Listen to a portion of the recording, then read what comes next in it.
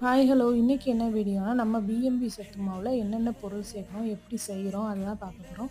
காலையிலேயே முளைக்கட்டின பயிரெலாம் எடுத்து இந்த பயிரெலாம் குறைஞ்சது 3 நாளாவது வெயிலில் காயணும். அப்புறம் மிச்சம் இருக்கிற பொருளை கழுவி காய வச்சுக்கலாம். எதுக்கு கழுவுறோன்னா அதில் தூசி மண் கல் நிறையா இருக்கும், அதனால் கழுவி காய போடுறோம்.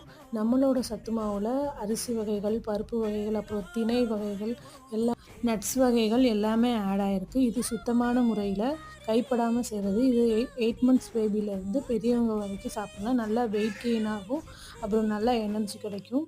நம்மளோட பிஎம்பி சத்து மாவு 1/4 கிலோலேருந்து அவைலபிளாக இருக்குது. நீங்கள் 1/4 கிலோ, 1/2 கிலோ, 1 கிலோ, 2 கிலோ எவ்வளோ கேட்டாலும் அதுக்கு ஏற்ற மாதிரி நான் கொரியர் பண்ணி விட்டுருவேன்.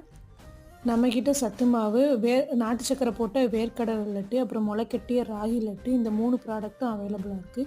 உங்களுக்கு லட்டு சத்து மாவு ஏதாவது தேவைப்பட்டுச்சுன்னா ஸ்க்ரீனில் தெரியுற வாட்ஸ்அப் நம்பருக்கு வாட்ஸ்அப் பண்ணுங்கள். வீடியோவோட